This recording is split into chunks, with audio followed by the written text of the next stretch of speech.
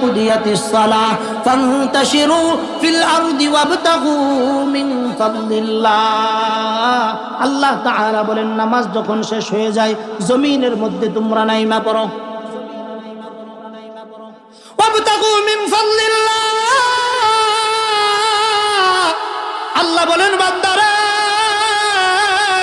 জমিনের ভিতরে নাইমা তোমার রবের একটু অনুগ্রহ তালাশ করো।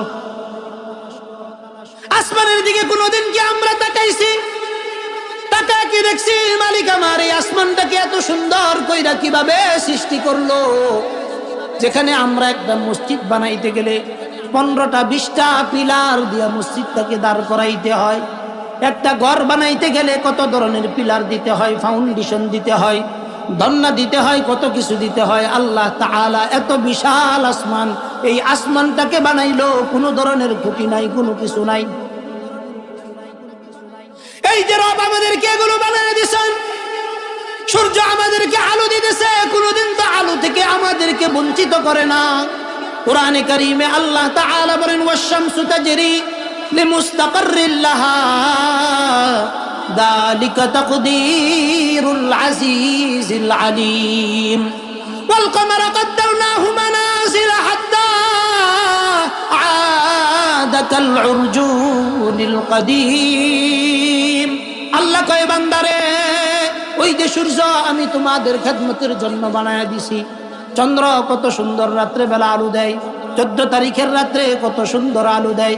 আল্লাহ কয়, বান্দা এত কিছু আমি তোমাকে দিছি, একমাত্র দেওয়ার উদ্দেশ্য হলো বান্দা তুমি যেন দুনিয়াতে ভালো থাকতে পারো।